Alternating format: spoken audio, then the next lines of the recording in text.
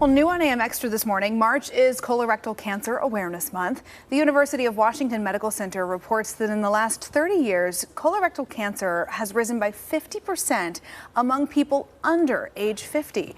And they expect it to become the leading cause of cancer death among people under 50 by 2030. The American Cancer Society reports it's the #1 cancer death among men and #2 among women. Joining us live to talk more about what you can do is Dr. Rachel Asaka. She's a board-certified gastroenterologist at the Fred Hutchinson Cancer Center and University of Washington Medical Center. Appreciate you joining us this morning.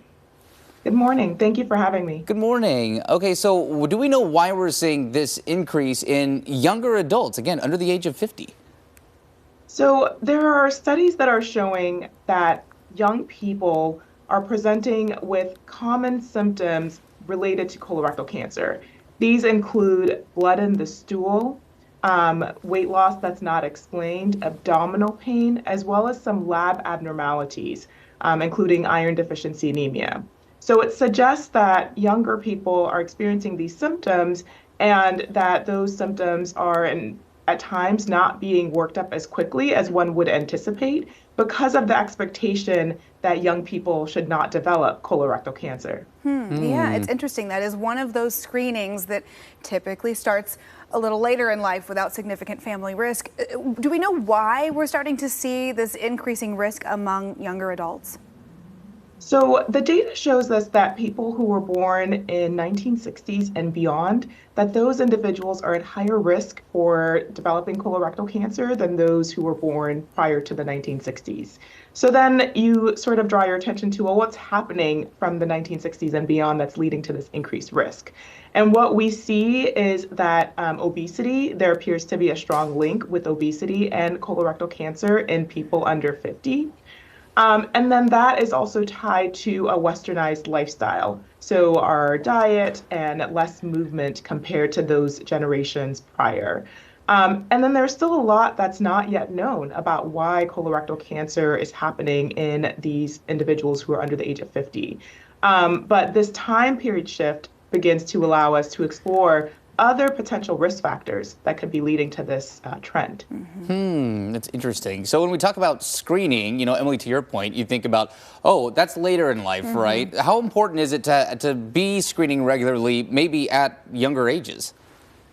So the United States Preventative Service Task Force a few years ago reduced the age that people need to begin screening from 50 to 45.